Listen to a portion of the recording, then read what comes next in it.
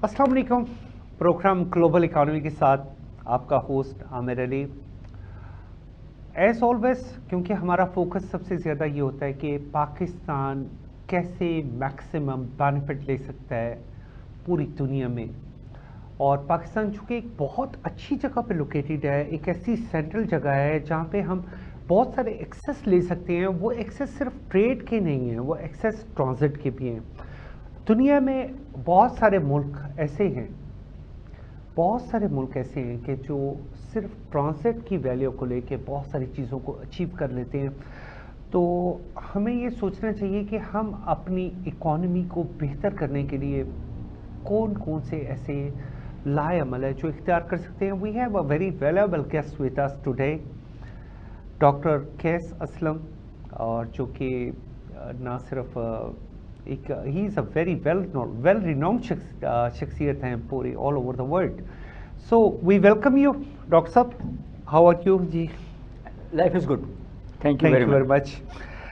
Dr. Saab, coming up to the target and topic is Pakistan की economy, जो कि एक बड़े अरसे से हम समझते हैं, एक बड़े अरसे से हम एक एरिया देख रहे हैं कि उस एरिया में हम सिर्फ एक चीज़ देखते हैं कि हम IMF की डिक्टेशन लेते हैं, हम पाकिस्तान की करेंसी को डीवैल्यू करते हैं, उसके बाद हम अपने टैक्सेस बढ़ाते हैं, बट फाइनली हम अपने उस टारगेट को अचीव नहीं कर पाते जो हमें सेट करना चाहिए। फॉर एग्ज़ाम्पल, मैं आपको कुछ चीज़ें कहूँगा कि जैसे मैंने देखा कि थाईलैंड का जो करेंसी थी, it was travelling somewhere like 48 बात against $1, but today it is like 32 बात। न्यू ताइवानीज डॉलर है, लिरा है, a lot of currencies, but they gain the value. और उन्होंने जो वैल्यू गेन की वो इस सूरत में की कि उन्होंने अपनी एक्सपोर्ट्स के वॉल्यूम को बढ़ाया। पाकिस्तान आज भी मुसलसल डिवैल्यूशन के एक प्रोसेस से गुजर रहा है और गुजरता जा रहा है, जिसकी वजह से हम हमेशा कहते हैं महंगाई कंट्रोल नहीं हो रही, चीज़ें कंट्रोल नहीं हो रही। तो डॉक्टर साहब, आप मुझे ये बताइए कि इन सारी बातों को कॉन्टेक्स्ट में रखते हुए हमें पाकिस्तान को क्या करना चाहिए कि हम अपनी करेंसी को भी रिटेन करें, उसकी वैल्यू को रिटेन करें और अपनी एक्सपोर्ट्स को बढ़ा सकें। आमिर साहब, शुक्रिया बहुत बहुत। अगर आप इजाज़त दें तो थोड़ा सा मैं पस मंज़र बना दूँ आपको। आपने खुद ही कह दिया कि इसकी ज्योग्राफी जो है, इसकी स्टैटिक पोजीशन ही इसका वैल्यू है। मेरा ये ख्याल है कि हमारी गवर्नमेंट और उसके मशीर और to that extend upper classes, स्वाय चंद लोगों के, इस मुल्क की ज्योग्राफी को और इसके रिसोर्सेज को समझ ही नहीं पाए, कैलकुलेट ही नहीं किया। What I am trying to से इज़ कि एक मुल्क जो दुनिया की दूसरी बड़ी चोटी से शुरू होता है और दुनिया के डीपेस्ट ओशन में गिरता है, उसकी जो स्लांट है, उसमें जो माइटी रिवर है और दूसरे रिसोर्सेज हैं, उसको इन्होंने एज कंपैरेटिव एडवांटेज ही नहीं लिया। इस मुल्क में 12 महीने चारों मौसम रहते हैं। एक तरफ बर्फ़ होती है, एक तरफ गर्मी होती है। इस मुल्क में 4 डेजर्ट्स हैं, इस मुल्क में प्लेन्स हैं। माउंटेन्स की बात तो मैंने करती, बलोचिस्तान प्लेटू है, बहुत बड़ी एक रिवर बेल्ट है, नेचुरल रिसोर्स। जी, मैं यही आपको दिखा रहा हूँ। हवा है, सूरज है, पानी है, 10 तरीके हैं जिससे बिजली बन सकती है। One of the youngest population in the world. मगर जब आप इस मुल्क की इन resource, 4th largest gold mine, GeM stones, ये जो हैं आपके ऑनिक्स एंड जेड है, ऑनिक्स है, ये सब लैपस है जी, रूबी से जी, और फिर फसलें, फिर जानवर जो और मेडिसिनल प्लांट्स, آپ اگر دیکھیں، اگر اس کی کمپیریٹیو ایڈوانٹیج کو دیکھنا شروع کریں تو صرف اسٹریٹجکلی نہیں ہے کہ ایک طرف چائنا ہے، دوسری طرف انڈیا ہے، تیسری طرف ایران ہے، اوپر رشیا ہے، ادھر سعودی عربیہ ہے، گلف ہے، انرجی ریسورسز ہیں سچ فورتھ، مگر پرپیچول کرائسس میں ہے. سو آپ کا سوال جو ہے وہ یہ ہے کہ کیا کیا جا سکتا ہے، یہی ہے نا آپ کا سوال. بات یہ ہے جی کہ جب آپ اس سیناریو کو دیکھ رہے ہیں تو پہلی بات تو یہ ہے کہ آپ دیکھیں کہ ہم نے اپنے کسی ہمسایہ ملک سے کوئی خاطر خواہ ٹریڈ نہیں کی ہوئی. چائنا کی مہربانی ہے کہ وہ ہم سے ٹریڈ کرنے کی کوشش کر رہا ہے یا سمندر کی طرف لے کے جا رہا ہے اپنے رستے، اور جس میں ہم آتے ہیں. ہم نے نہیں کی. انڈیا سے ہمارے اچھے تعلقات نہیں ہیں، رشیا سے ہمارے اچھے تعلقات نہیں رہے، ایران سے ہم سعودی عرب کی وجہ سے تعلقات نہیں رکھ رہے. سو مجھے یہ نہیں سمجھ آئی کہ یہ 5th largest population 6th largest army کیا کہہ رہی ہے کہ one of the least educated country in the region. آپ سوشل سیکٹرز میں جہاں بھی جائیں تو سب سہارا افریقہ کے بعد لیسٹ ہیں اس کے انڈیکسز. جی. تو اب میں انٹرنیشنل ریلیشنز میں اس کے کمپیریٹیو ایڈوانٹیج، پھر ہم اس کے پرابلمس پہ بھی آ جائیں گے. دیکھیں بات یہ ہے کہ آج سے 2000 شروع ہونے سے پہلے ہی سوویت یونین کے ختم ہونے کے بعد وہ جو 10-11 سال تھے، دنیا نے اسپیشلی امریکہ نے فیصلہ کر لیا تھا کہ اس نے کیا خریدنا ہے اور کیا بنانا ہے. اس نے ٹیکنالوجی نو ہاؤ بنانی تھی. تو اس کے جو اس ٹیکنالوجی اور نو ہاؤ سے جو چیزیں وہ اب بنانا بند کر رہا تھا وہ یورپ نے بنانی شروع کر دی. یورپ نے جی چیزیں بنانی بند کر دی. آج بھی یہ ہے کہ اگر وہ کوئلے سے نہیں بنائیں گے، اگر وہ تیل سے نہیں بنائیں گے تو وہ ہمیں دے رہے ہیں. تو چائنا نے بنانی شروع کر دی. آپ نے یہ دیکھنا تھا کہ آپ کے ملک میں وہ کیا ان ساری چیزوں میں ایڈوانٹیج ہے کہ وہ چیزیں اب وہ جو خریدنا چاہتے ہیں. ہم نے کچھ نہیں بنایا، ہم نے سوائے ٹیکسٹائل کے اور رائس کے. جی آپ نے بالکل انٹرنیشنل ڈائنامکس پہ جو بات کی ہے وہ بڑی وائڈر تھی. پروفیسر صاحب ہم نے کچھ نہیں بنایا، ہم نے رائس پروڈیوس کرنے کی کوشش کی ہے. میں سمجھتا ہوں ابھی بھی ہم اپنے ہمسایہ ملک کو بھی کراس نہیں کر سکے اگر ہم اس کی پر ایکڑ جو ہے اس کی کلٹیویشن کی طرف جائیں. اس کے علاوہ ہمیں کیا کرنے کی ضرورت تھی؟ فار ایگزامپل ہمیں ویلیو ایڈیشن کی طرف جانے کی ضرورت تھی. کیا ہم نے جو رائس ہماری ایک one of the major crop ہے، میز ہے اور ویٹ ہے، ہم نے ان سب کی طرف توجہ دیتے ہوئے کیا اس کو کنورٹ کیا ہے اس طرف کہ ہم اس کی ویلیو ایڈیشن میں جائیں، ہم اس کی بائی پروڈکٹس بنائیں؟ پوری دنیا میں بہت سارا کام ہو رہا ہے. اور جیسے رائس کی بات کرتے ہوئے ہم یہ سوچتے ہیں کہ ایون اس کی صرف پالش سے دنیا میں بسکٹ کا فلیور بننا شروع ہو گیا جس کی پوری دنیا میں بہت اچھی ویلیو ہے.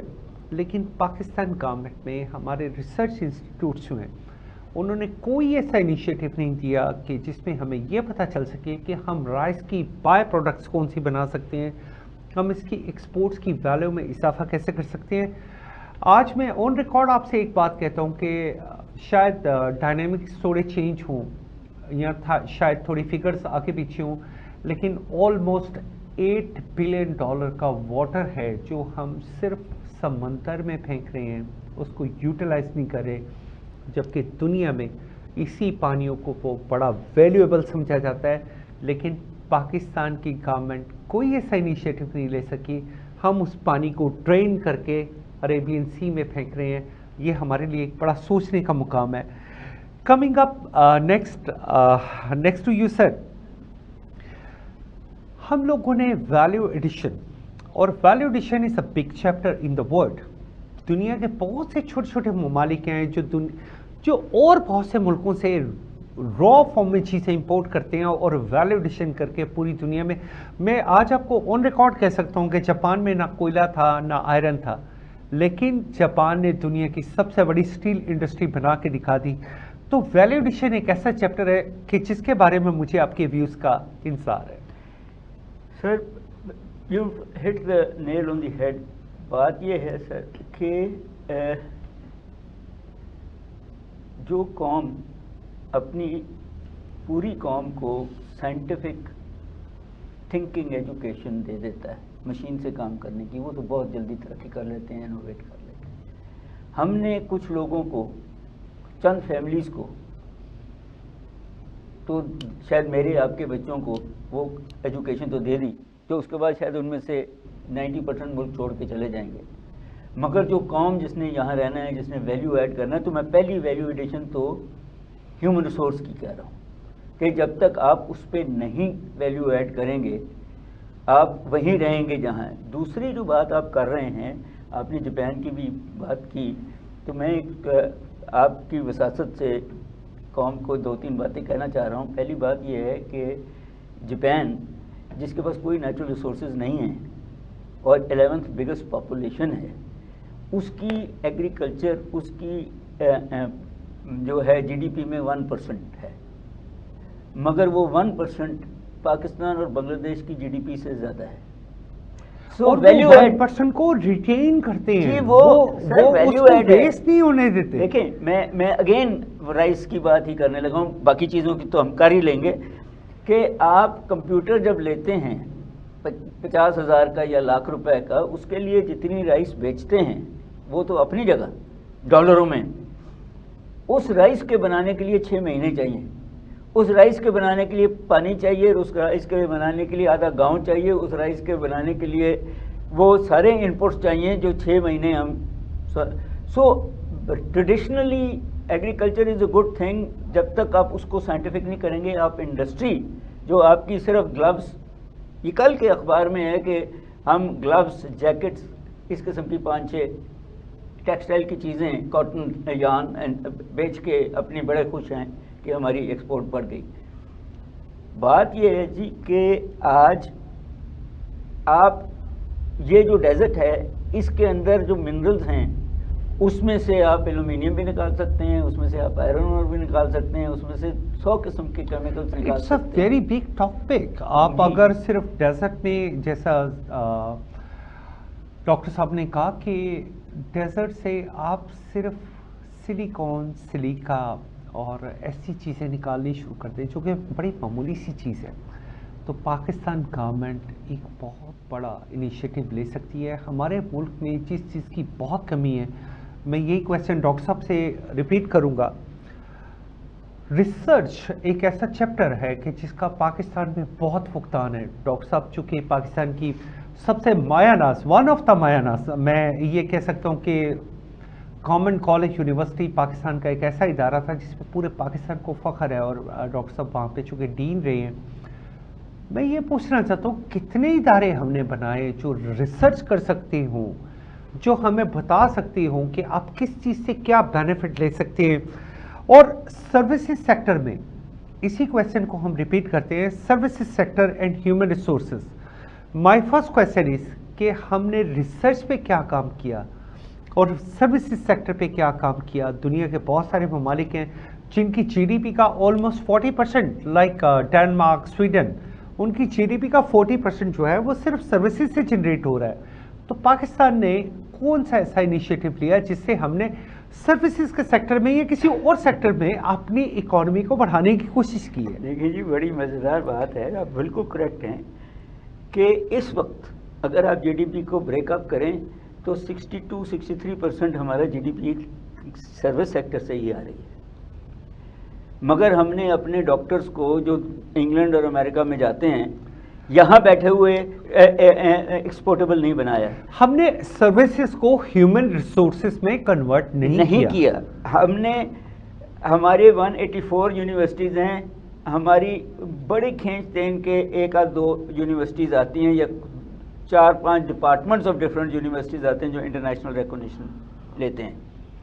उसकी वजह ये है कि نہ ہمارے اسٹوڈنٹس، نہ ہمارے زیادہ تر ٹیچرز، نہ ہمارے انسٹیٹیوشن اٹ سیلف جو ہیں وہ وائبل انڈسٹریل ریسرچ کرنے کی کوشش کر رہے ہیں. دیکھیں بات یہ ہے کہ ہم ایک ناٹ اونلی کنزیومر سوسائٹی بن چکے ہیں، ہم کنزیومر آف پروڈیوسر گڈس بھی بنے ہوئے ہیں. سر ہم مشینیں بنانے کو تیار نہیں ہیں، ہم سوچنے کو. دوسری بات جو اصل ہے وہ یہ ہے کہ یہ نہیں ہے کہ یہاں آئیڈیاز نہیں ہیں، یہ نہیں ہے کہ یہاں لوگ لکھتے پڑھتے نہیں ہیں، مگر اس کو چھپانا، اس کو وائبل کرنا، اس کو پیٹنٹ کرنا، اس کی پراپرٹی رائٹ لینا اس ملک میں بہت مشکل کام ہے سر. جس کی وجہ سے پھر لوگ ملک چھوڑ کے تو چلے جاتے ہیں. We will be coming back in our program because I need to take a short break and we will continue our topic. So let's take a short break.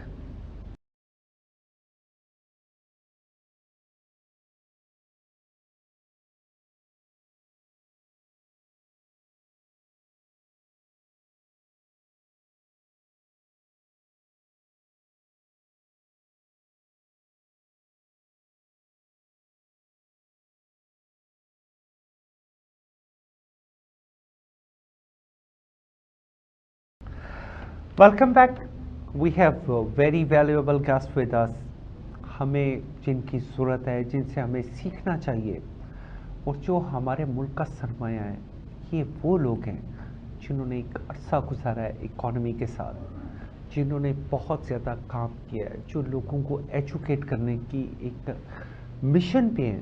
ہمیں ان کے ساتھ انہیں ویلیو کرنا چاہیے اور ان کو اس پلیٹ فارم پہ لانا چاہیے جو پلیٹ فارم پاکستان کے لیے بہت ضروری ہے. آپ کا کویشچن ڈاکٹر صاحب، آپ کا جو رپلائی تھا وہ بڑا ویلیبل تھا. میں نے دنیا میں دیکھا ہے کہ سٹے کا تکا جسے ہم کھا کے زمین پہ پھینک دیتے ہیں، اس کو بھی وہ پازیٹیولی یوز کر رہے ہیں. In many ways they are using it for different purposes. یہ ہے نیچرل ریسورسز. جب تک آپ اپنے نیچرل ریسورسز کو ویسٹ کرتے رہیں گے، آپ کبھی بھی ویلیویبل پروڈکٹس کی طرف نہیں جا سکتے. پاکستان میں کوئی مجھے ایسا ڈیٹا ملا نہیں ہے جس سے مجھے یہ پتہ چل سکے کہ پاکستان میں کتنے نیچرل ریسورسز ویسٹ ہوتے ہیں. مجھے تو چند ایک کا پتہ ہے، اسپیشلی اباؤٹ دا واٹر. لیکن اگر ہم اس سے ہٹ کے بات کریں، پاکستان کے بے شمار نیچرل ریسورسز ہیں جن کو ہم ڈفرینٹ طریقے سے ویسٹ کر رہے ہیں. فار ایگزامپل، ہم نے جیم سٹونز، ہم نے بہت سارے منرلز جن کو ہم as a raw material export کر رہے ہیں. یہ گورنمنٹ کا انیشیٹو ہوتا ہے. گورنمنٹ کبھی آ کے فیکٹریز نہیں لگاتی، لیکن گورنمنٹ انیشیٹو جنریٹ کرتی ہے. وہ ایسی انوائرمنٹ بناتی ہے جس میں بہت ساری فیکٹریز آتی ہیں، اور وہ فیکٹریز کیا کرتی ہیں کہ وہ آپ کے نیچرل ریسورسز کو پیوریفائی کرتی ہے، ان کو ویلیڈیشن میں لے کے جاتی ہے. فار ایگزامپل، آپ فیروکروم ایکسپورٹ کرتے ہیں، اٹس لائک 20 cents 1 kg. لیکن جب آپ فیروکروم پیوریفائڈ امپورٹ کرتے ہیں، it is like $3.5 per kg. It is only one example. So doctor صاحب، اسی بات کو لیتے ہوئے میں آپ کی طرف آنا چاہتا ہوں کہ ہم لوگ آج تک یہ کیوں نہیں سمجھ سکے کہ ہمیں اپنے ریسورسز کو ویلیو ایڈیشن میں لے کے جانا چاہیے. جو اللہ تعالیٰ نے پاکستان کو گفٹ کیا ہے، جو چھوٹی چھوٹی چیزیں، بہت سارے چھوٹے چھوٹے ممالک ہیں، ہماری تو کوسٹل لائن ہی بہت بڑی ہے. ہم ان کو کیسے لے کے جا سکتے ہیں جہاں پہ ہم یہ سمجھیں کہ ہم ان چیزوں کو پرزرو کر رہے ہیں، ویلیڈیشن میں لے کے جا رہے ہیں، اور گورنمنٹ کو اس کے بارے میں کیا کرنا چاہیے؟ دیکھیں جی، پہلی بات تو یہ ہے کہ گورنمنٹ کو اپنے انٹرنیشنل ڈیٹ سے اور انٹرنل ڈیٹ سے چھٹکارا حاصل کرنا پڑے گا. یہ ایک ٹیکنیکلی ساری گورنمنٹس کئی سالوں سے ایک نشہ بن گیا ہے کہ وہ پیسہ آتا ہے، وہ کھایا جاتا ہے، وہ پلفریج ہوتا ہے زیادہ تر، اور اس سے جن کے پاس بھی جاتا ہے وہ عیش کرتے ہیں، وہ پرائیویٹ سیکٹر ہو یا پبلک سیکٹر ہو، وہ اوپر کے آفیسرز ہو نیچے. تو پھر جب آپ کے پاس ایزی منی کا ایکسیس ہو جائے گا تو پھر آپ اپنے ریسورسز پہ سوچنا بند کر دیں گے. اکنامکس کی سائنس پہلا سینٹنس جو بولتی ہے وہ یہ ہے کہ it is a science of managing scarce resources. جی بالکل.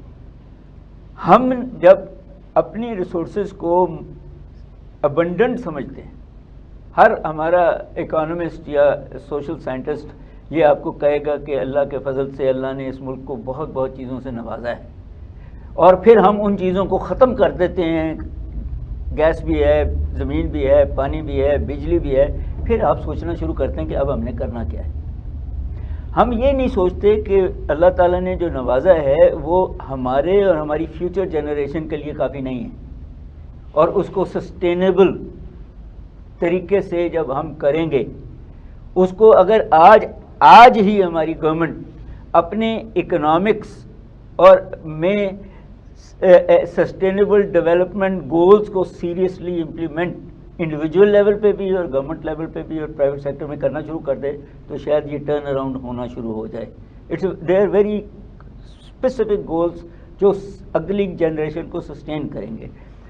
مثال کے طور پہ آپ اگر اس ملک کو اللہ تعالیٰ نے کچھ 200 قسم کے زہریلے سانپوں سے نوازا تھا، ہم نے ان کو مار دیا، حالانکہ اس کا وینم 1000 قسم کی دوائیوں میں استعمال ہوتا ہے اور سونے سے زیادہ مہنگا بکتا ہے. اس کی کھال سونے سے مہنگی بکتی ہے، اس کا گوشت سونے سے مہنگا ملتا ہے، سانپ بھی سونے سے مہنگا بکتا ہے.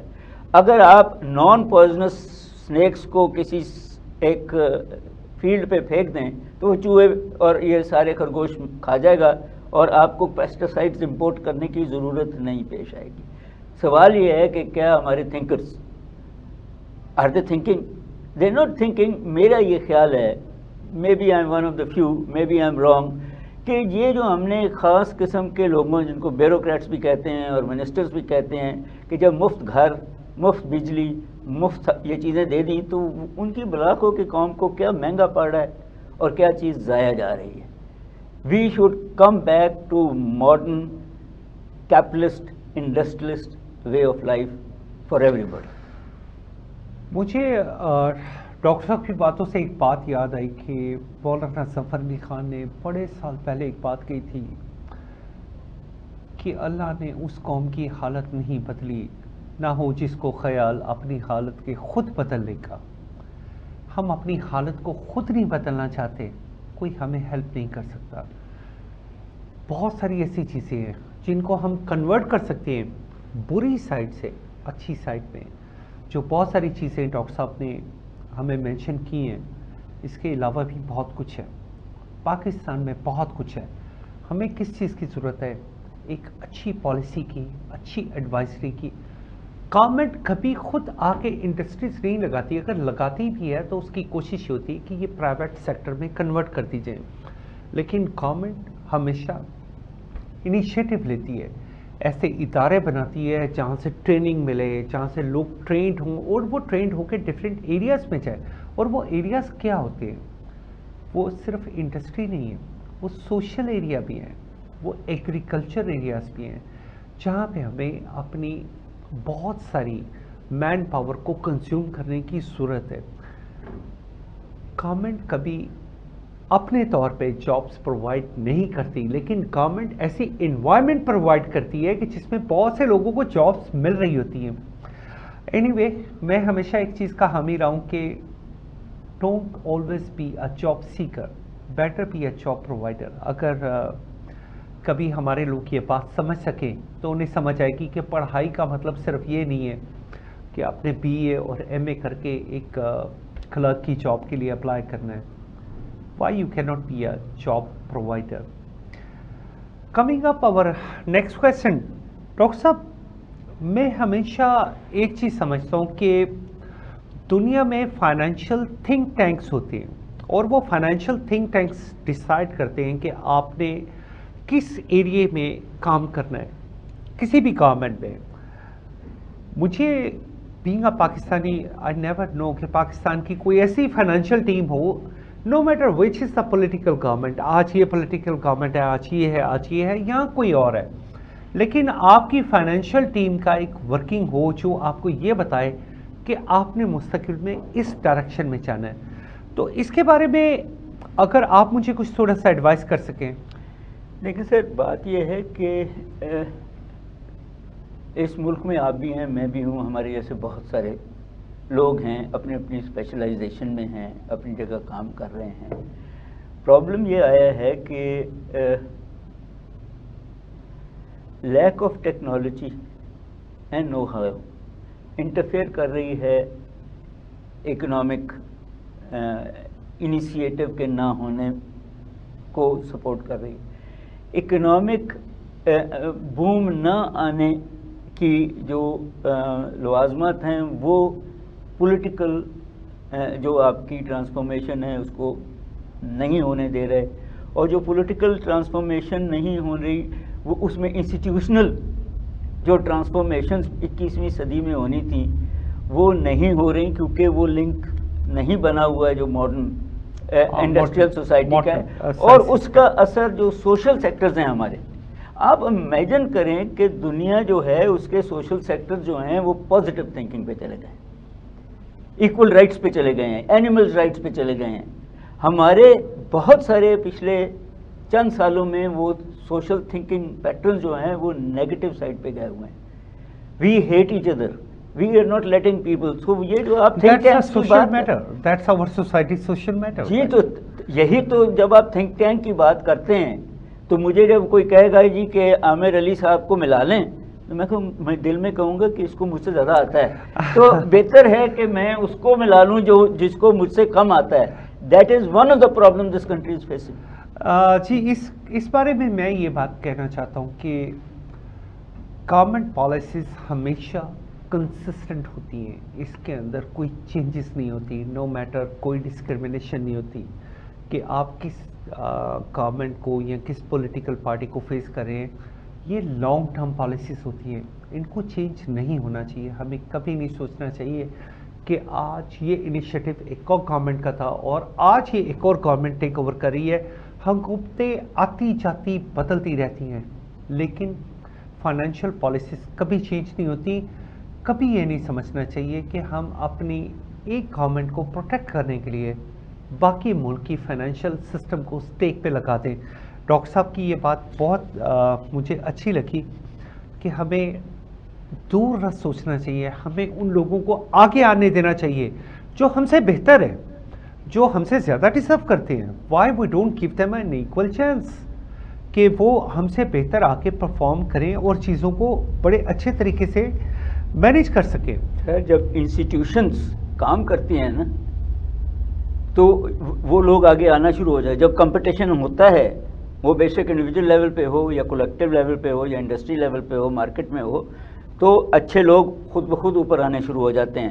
مگر جب آپ کمپٹیشن کو روکتے ہیں، جب آپ کارٹیلز بناتے ہیں، جب آپ مافیا بناتے ہیں اور گورنمنٹ اور مافیا کا ایک کٹ جوڑ بناتے ہیں، تو اس میں پھر آپ غریب کا بچہ جو ہے جو زیادہ پڑھنا چاہتا ہے اس کو آپ وہ اپرچونٹیز نہیں دیتے. جو اپنا بچہ جو زیادہ وہ اتنا انٹیلیجنٹ نہیں ہے اس کو مل جاتی ہیں. Some questions are off the record but لیکن میں آپ سے پوچھ سکتا ہوں کہ ہمیں آج تک ہم لوگوں نے ٹیکنیکل ایجوکیشن پہ ویسے ایمفیسائز نہیں کیا جیسے دنیا کر رہی ہے، اور technical education is a very big subject. ہمیں اسٹوڈنٹس کو اس ایریا میں لے جانا چاہیے جہاں پہ ان کا انٹرسٹ ہے، جہاں پہ وہ کچھ کرنا چاہتے ہیں. لیکن ہم نے کیا کیا ہے کہ ہم اپنا most of our time is wasted on 2 subjects. One subject is ہم بی اے تک لوگوں کو انگلش پڑھاتے رہتے ہیں اور ان کو سینٹینس پڑھاتے رہتے ہیں، اور اس کے ساتھ ہم دوسرا سبجیکٹ پڑھا رہے ہوتے ہیں جو کہ میٹرک یا ایف اے تک تو ضرور ہوتا ہے، وہ ہے میتھمیٹکس. لیکن یہ 2 سبجیکٹ ہیں جن میں موسٹلی اسٹوڈنٹس کی کم پارٹ آ رہی ہوتی ہے اور انہی 2 سبجیکٹس میں وہ پیچھے رہ رہے ہوتے ہیں. لیکن ہمیں یہ سمجھنے کی ضرورت ہے کیا ہم انہیں موٹیویٹ کر سکتے ہیں ریسرچ اینڈ ڈیولپمنٹ ایجوکیشن کی طرف. میرا آپ سے کویسچن یہ ہے کہ کیا ریسرچ اینڈ ڈیولپمنٹ ایک بہت بڑا سیگمنٹ ہے؟ آپ یہ آئیڈینٹیفائی کریں کہ اس بچے کا انٹرسٹ اس خاص ایک پرٹیکولر ایریا میں ہے اور اسے اسی طرح کی ایجوکیشن کی طرف کنورٹ کیا جائے. اس کے بارے میں مجھے آپ کی رائے. دیکھیں بات یہ ہے کہ میں نے اکنامک ہسٹری میں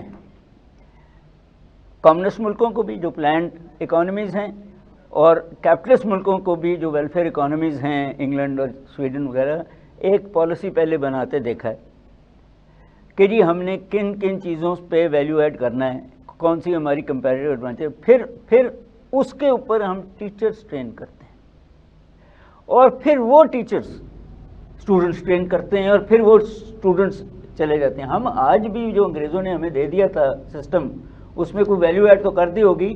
ہم ڈائیورسڈ ہیں انڈسٹری کے ساتھ, ہم ڈائیورسڈ ہیں ان نئی اپرچونیٹیز جو 21st سینچری اسپیشل کوڈ کے بعد آ گئی ہیں.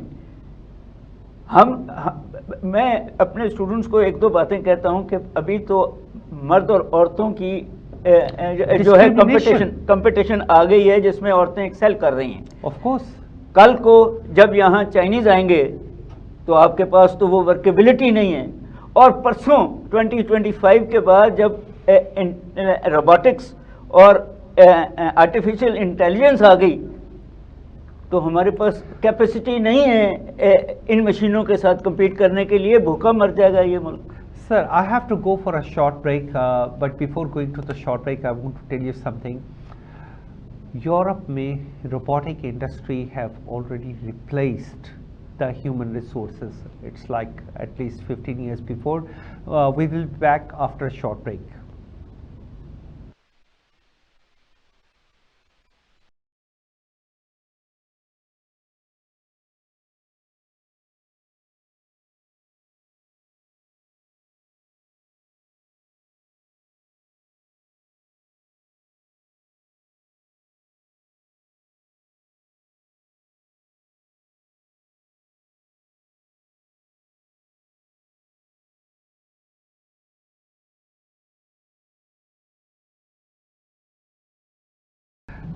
Very valuable discussion with our very honored guest, Dr. Qais Aslam साहब. और ये वो लोग हैं जिन्हें हमें वैल्यू करना चाहिए, जिनके बारे में हमें ज़्यादा से ज़्यादा इन लोगों से सीखना चाहिए. अगर दुनिया में ऐसे लोग और मुल्कों में हों तो वो उनको डिफरेंट तरीके से वैल्यू करें, उनके लिए स्पेशल लेक्चर्स अरेंज करें, उनके लिए एक बहुत वैल्यूएबल वेन्यू बनाएं कि जहाँ पे वो अपने आप को लोगों के सामने बता सकें कि कौन सा ऐसा ट्रैक है जिसे अडॉप्ट करके आप दुनिया में एक कामयाब, उस्ताद का काम होता है कि वो एक कामयाब वेन्यू, एक कामयाब रास्ता बताते हैं आपको. कमिंग अप जी, मैं इसके बारे में डॉक्टर साहब एक बात कहना चाहता हूँ, because I stayed in China is a very long time. तो उसमें मैंने जो ज़्यादातर टीचर्स को, और ज़्यादातर वो टीचर्स को नहीं, मैं आपको टीचर नहीं बल्कि स्कॉलर कहना चाहता हूँ. स्कॉलर ज़्यादातर क्या करते हैं कि वो ऐसे रास्ते डिफाइन करते हैं कि जहाँ पे बहुत सारे स्टूडेंट्स चलते हुए, बहुत सारे फाइनेंशियल और मॉरल, मैं खाली फाइनेंस की बात नहीं करूँगा, ऑल्दो डॉक्टर साहब is from the financial side, लेकिन कोई भी दुनिया में चीज़ जब मॉरल छोड़ देती है तो वो हमेशा डिस्ट्रैक्ट हो जाती है. तो मॉरल एंड फाइनेंशियल, हम दोनों के बारे में बात करेंगे. डॉक्टर साहब, मैंने जो चीज़ें देखी हैं कि पूरी दुनिया में क्या करते हैं कि बहुत से अच्छे थिंक टैंक बनते हैं और वो थिंक टैंक टेक्निकल एजुकेशन की तरफ जाते हैं. हमारा मुल्क पाकिस्तान, जिसको सबसे ज़्यादा ज़रूरत थी, मैं अभी भी समझता हूँ, जैसा आपने कहा कि we are living in the 19th century. हम गोरों के दिए हुए उसी सारे बयान के बारे में सोचते हैं जो कि उन्होंने 19वीं सदी में हमारे लिए बनाया था. 20वीं 21वीं सदी, आज हम लोग 21वीं सदी में, और 21वीं सदी में रहते हुए हमें क्या करना चाहिए? What is a technical education? Anything related to a subjective knowledge is a technical education. जैसे डॉक्टर साहब माहिर मुआशियात हैं, he is an economist, it is a technical education. आप क्या समझते हैं कि पाकिस्तान में टेक्निकल एजुकेशन का क्या गैप है? सर, बात यह है कि it is skill mismatch gap. पहले हमें मॉडर्न प्रोग्रेसिव इंडस्ट्री जो है, जो फ्यूचरिस्टिक सोच रही है, जो एक्सपोर्ट कर रही है, उससे पूछना चाहिए कि आपको कौन सी स्किल्स चाहिए. اور پھر ہمیں ان کو انٹروڈیوس کر دینا چاہیے کالج لیول پہ یا یونیورسٹی لیول پہ. ہمارا پرابلم یہ ہے کہ ابھی بھی ہم ڈیسک بیسڈ اسکولنگ دے رہے ہیں اور ڈیسک بیسڈ جاب لینا چاہتے ہیں. دوسرا پرابلم اس ملک میں یہ ہے کہ ہم ٹیکنیکل لوگوں کو ان کی ٹیکنیکس اور سکلز کے مطابق پیسے نہیں دے رہے ہیں. ہم بابوؤں کو زیادہ پیسے دے رہے ہیں تو پھر ساری قوم بابو بننا چاہ رہی ہے. حالانکہ دنیا اب جو ویلیو ایڈ کرتا ہے وہ ہاتھوں سے کرے, وہ آئیڈیا سے کرے. جو جس طرح آپ نے کہا چھلی کے ٹکڑے سے پلاسٹکس بنا لے یا کچھ اور بنا لے, اس کو دنیا زیادہ پیسے دیتی ہے. ہم اس کو اوئے کر کے بلاتے ہیں. ہم اس کو وہ عزت ہی دینے کو نہیں تیار, اس کی سکلز کو ہم ماننے کو ہی نہیں تیار, ہماری مڈل کلاسز اور اپر مڈل کلاسز, جس کی وجہ سے ہمارا اسٹوڈنٹ بھی اس طرف نہیں جانے کو تیار. وہ سمجھتے ہیں کہ بابو بن کے وہ بے شک انڈسٹری میں بابو بنے یا گورنمنٹ میں بابو بنے. So you mean they are going with the easy money, they are not going with the practical side. اور پریکٹیکل سائڈ کیا ہے کہ اگر آپ R&D ریسرچ اینڈ ڈیولپمنٹ میں کوئی نئی چیز سامنے لے کے آتے ہیں تو آپ بہت سارے لوگوں کو, بہت ساری ایسے انسٹیٹیوٹس کو اپنے ساتھ انگیج کر سکتے ہیں جو آپ کی ہوئی ایجاد کو پریکٹیکل سائڈ پہ لا کے اس کی کوئی امپلیمنٹیشن کر سکے. میں نے being a Pakistani because I visited a lot all over the world, لیکن میں نے جو چیزیں دیکھی ہیں اس میں ریسرچ اینڈ ڈیولپمنٹ والوں کو ایک خاص ایریا دیا جاتا ہے اور ان کو آگے لانے کا ایک خاص بندوبست کیا جاتا ہے. بٹ ان پاکستان میرا خیال ہے کہ میں نے بہت سارے ایسی یونیورسٹیز جو کہ ہمارا کی فیکٹر ہے ایجوکیشن کا, وہاں پہ R&D کے ڈپارٹمنٹ آلموسٹ نہ ہونے کے برابر ہیں. اس کی میں بہت ساری اگزامپلس دے سکتا ہوں. ڈاکٹر صاحب, ہمیں اپنی ایکسپورٹس کو بڑھانے کے لیے ہمیں کون سی ایسی حکمت عملی اختیار کرنی چاہیے؟ کیونکہ ابھی آپ دیکھیں کہ ہمارا بجٹ ڈیفیسٹ ایک ہی چیز کے ارد گرد گھومتا ہے کہ ہماری امپورٹس بہت زیادہ ہیں اور ہماری ایکسپورٹس بہت کم ہیں. تو اس کے بارے میں آپ کی دیکھیں, بات یہ ہے کہ ٹیکنیکلی تو 3 کام کیے جاتے ہیں. ایک یہ ہے کہ ایکسپورٹس بڑھا دی جائیں, دوسرا یہ ہے کہ امپورٹ سبسٹیٹیوشن کر لی جائے, اور تیسرا یہ ہے کہ گھر کو خوش رکھنے کے لیے یہاں کنزیومر گڈس بنا لیے جائیں. ہم نے شاید تینوں ہی نہیں کیے. آپ نے ایکسپورٹس والی بات کی تو سب سے پہلے تو یہ ہے کہ جس ملک میں سونا بھی ہو اور ہیرے جواہرات کی کالنیں بھی ہوں, اور وہ اگر ایکسپورٹ جیولری نہیں کر سکتا اپنی ٹریڈیشنل پیٹرنس میں, گورنمنٹ صرف یہ کرے کہ ان کو پیٹنٹس لے دے, ان کو برانڈنگ لے دے, تاکہ جو ہمارا ہمسایہ ملک کرتا ہے, تاکہ وہ لوگ جیولرز یہاں کے سونے, باہر کا سونا نہیں, یہاں کے سونے اور یہاں کے کو اپنے ٹریڈیشنل آرنامنٹس میں بنا کے ایک ہماری کارپیٹ انڈسٹری بہت خوبصورت ہینڈ میڈ کارپیٹ بناتی تھی, ہم نے اس کو چائلڈ لیبر کے حوالے کر دیا. آج بھی وہ پیس آف آرٹ ہے, وہ ہزاروں ڈالر کے بجائے ملینز آف ڈالر کی بکتی ہے. ہم نے اس کو کاٹن انڈسٹری رکھا. آج بھی آپ جو ہیں, اب تو ضروری نہیں ہے کہ میس پروڈکشن کی جائے, اب تو ضروری ہے کہ آپ کے پاس لیپ ٹاپ ہے, آپ اس سے آئیڈیاز جنریٹ کر کے یہاں پر میں صرف وہ پلیجرائزڈ نہ ہوں, وہ ویلیو ایڈ کر رہے ہوں. آپ کہیں بھی دنیا میں بیچیں گے تو وہ بک جائیں گے.